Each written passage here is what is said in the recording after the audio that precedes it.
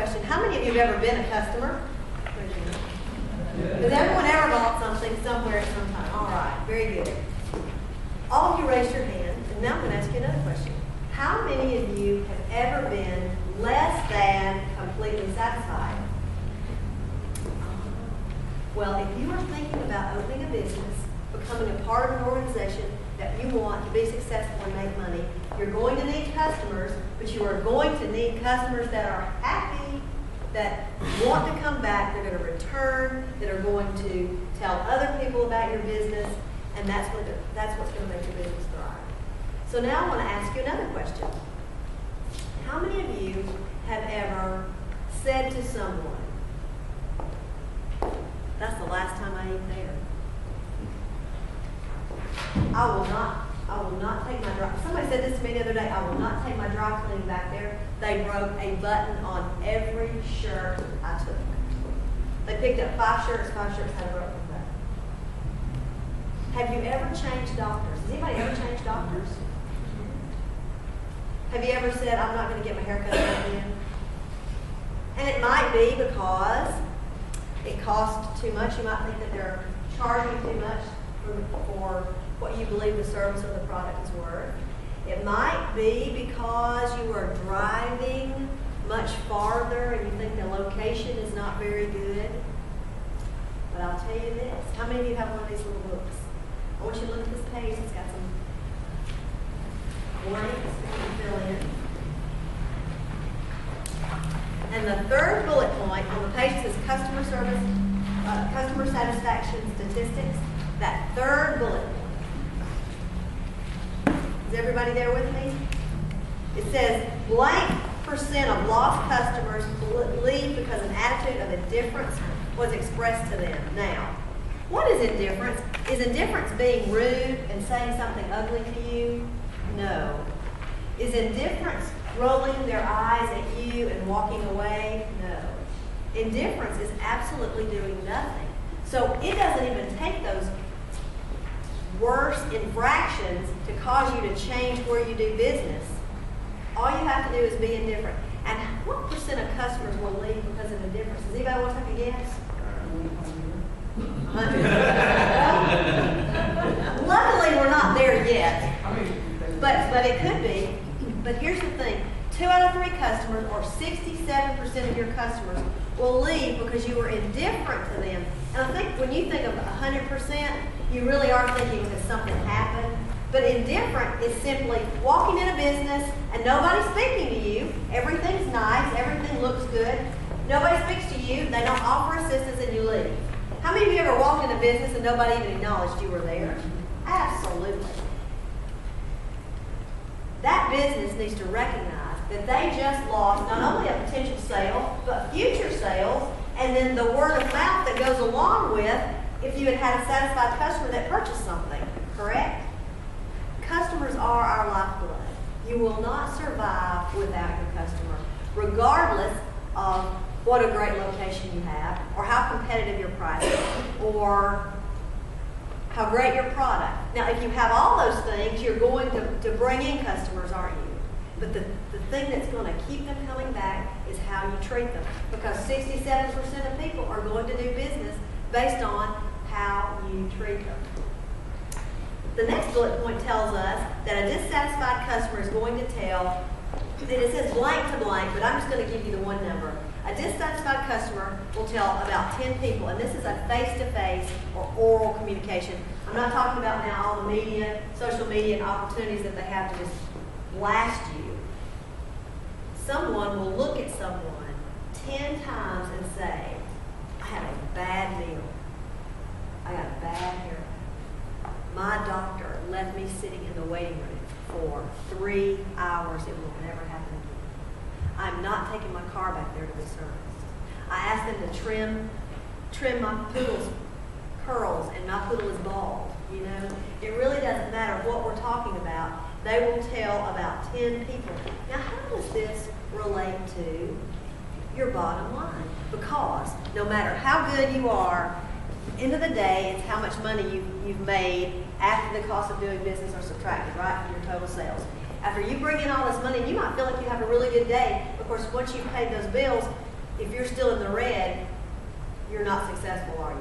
So we have to have enough customers to buy enough that we can pay all our bills and have something left over, right?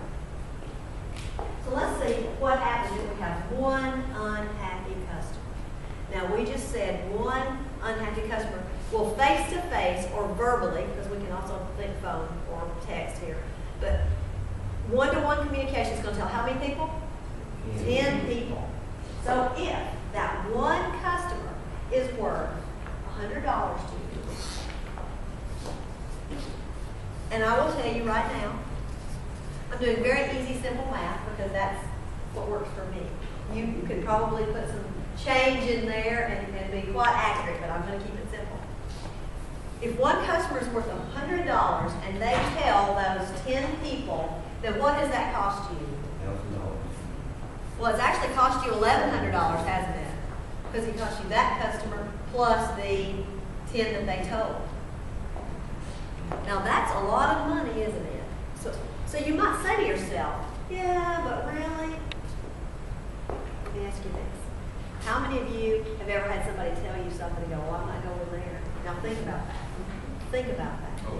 I've had someone tell me about a dentist before. I've had someone tell me numerous times about restaurants before. And let me tell you, when somebody says there's something wrong with their food and it doesn't sound good, you just don't bother to go, do you, often? If somebody, and this is a true story, I had a friend of mine tell me that they got halfway home and were actually near the Rome Brave Stadium in Rome when their cell phone rang. And it was their auto service department saying, could you please pull over your car? Somewhere on the bypass near the Rome Stadium. And you know, that's kind of freaky when they go, just pull over. Yeah. You know, so you just pull over and you're thinking, now why in the world did they ask me to pull over? They said, we inadvertently failed to refill your oil when we changed your oil, and your engine could burn up at any moment. We'll send a car to get you. Now, do you think you're going to go back there? Probably.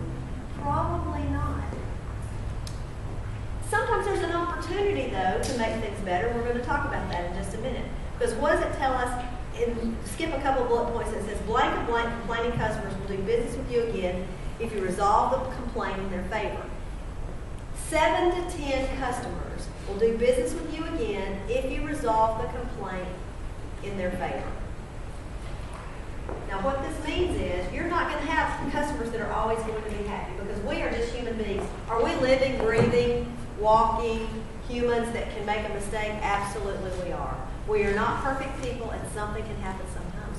But how we handle it means everything, doesn't it? How many of you ever felt like a number? I mean, you know, just another one of the long list of customers that they are milling through the business. When a customer has an issue with your business and you take an opportunity to make them feel like they matter, they will become more loyal to your business. Yesterday afternoon, I was at a business in Rome called Southeastern Mills, and I'm doing a series of customized trainings for Southeastern Mills.